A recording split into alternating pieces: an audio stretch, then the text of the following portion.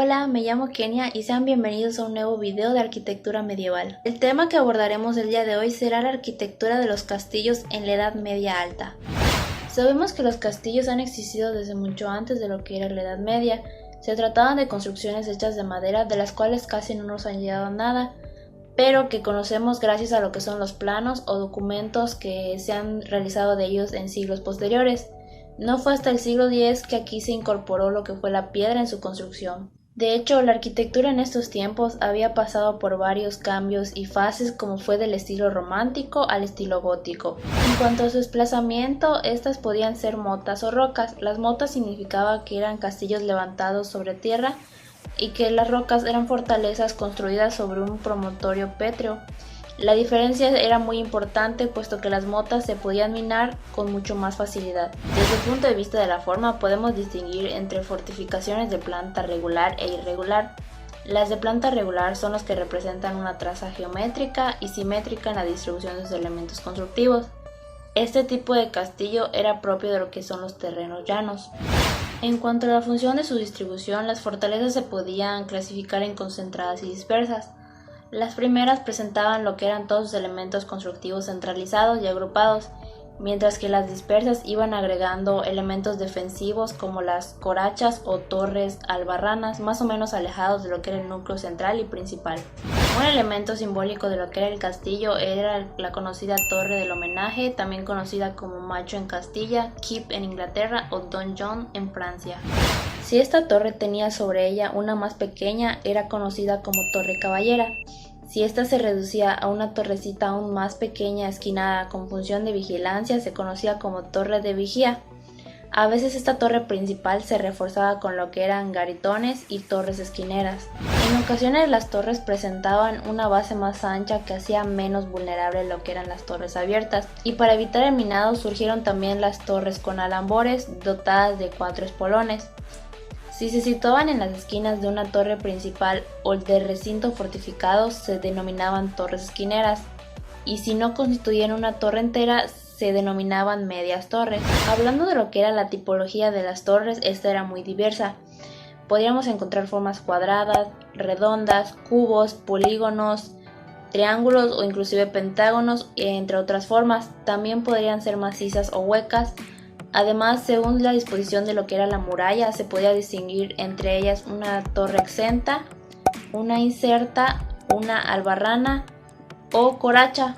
Habitualmente la comunicación que había entre los distintos pisos de la torre se hacía mediante las escaleras de caracol que apenas ocupaban espacio. Aquí mismo se hizo frecuente lo que fue el atulado del muro o la creación de un gran foso con o sin agua. Con el tiempo el foso o cava se complicó con la aparición de la escarpa y la contraescarpa. Para sortear el foso se requirió lo que fue la creación de puentes, que en ocasiones eran de piedra, pero frecuentemente eran puentes levadizos de madera. La puerta se reforzaba también con un rastrillo o peine y con un matacán o balcón defensivo. En cuanto a los matacanes, estos podían ser de madera o de piedra, a veces eran corridos y se disponían a lo largo de un amplio tramo de muralla. Otro elemento de control de la vertical muy empleado eran las bueras u buhoneras, grandes huecos hechos sobre la puerta para dificultar el acceso enemigo. De influencia musulmana y bizantina eran lo que eran las puertas en recodo, frecuentes en la península ibérica. La mayoría de los castillos tenían una poterna o pequeña puerta secundaria, generalmente poco visible y dedicada exclusivamente al paso del peonaje. Sobre esta puerta principal o en lugar de la visible de la torre del homenaje solía situarse lo que era el escudo del señor propietario, o en su caso el rey o la orden militar dueña del castillo. En cuanto a la muralla y las torres, estas se protegían con almenas o merlones, y a veces entre ellas se situaban lo que eran parapetos de madera conocidos como manteletes. Torres y murallas sustituían las ventanas por pequeños vanos defensivos estrechos y alargados. El tramo de muralla existente entre dos torres se denominaba cortina o paño, y estaba recorrido por un estrecho pasillo superior llamado adarve o camino de ronda. La muralla en ocasiones estaba protegida por lo que era un talud, que podía presentar otra más baja delante para proteger toda o parte de la muralla. que se conocía como antemuralla o falsa braga. Un espacio esencial en lo que era el castillo era el patio de armas, pues este articulaba todo lo que eran los elementos del castillo y organizaba la vida interior de este. En este solían existir numerosas construcciones poco sólidas de madera o adobe, en el cual solían situarse lo que eran pozos o inclusive aljibes o cisternas. Aquí también se habilitaban espacios como eran cárceles o mazmorras. Los patios de armas estaban en ocasiones compartimentados por una muralla interior que dificultaba la toma del castillo y su patio. Muchas veces el castillo se reducía a lo que era una simple torre protegida, por lo que era un muro bajo unos metros de altura con o sin camino de ronda que se le conocía como camisa. Hablando de lo que era una pequeña torre de vigía, esta se situaba lo que era en un lugar estratégico con buena visión. Aquí estaríamos hablando de lo que era una torre almanera que generalmente dependía de un castillo principal relativamente cercano. En cuanto a los castillos medievales de Portugal, hablando de ellos en tiempos de paz, estos son muchos de origen árabe, pero acabarían perdiendo lo que eran su función militar para ser transformados en lo que hoy conocemos como majestuosas construcciones residenciales, siendo un buen ejemplo de esto lo que es el espectacular castillo de Leiria, uno de los más visitados en el país, o el de Boramonte, profundamente reformado y reinterpretado a lo que era la manera de los castillos palacios italianos del Renacimiento. Por ejemplo, el castillo de Guimarães es uno de los castillos más icónicos en Portugal, considerado popularmente como la cuna de la nacionalidad de aquí. Dentro de la categoría de las fortalezas de frontera merecen ser destacados lo que son los castillos de Marbao, el de Porter y de Silves, considerado este último castillo como el mejor castillo árabe conservado en Portugal. En cuanto a los castillos medievales en Francia, estos eran simples torreones denominados donjones. La puerta nunca estaba a nivel del terreno y había que subir a ella por una escala de mano, que retirada la hacía infranqueable.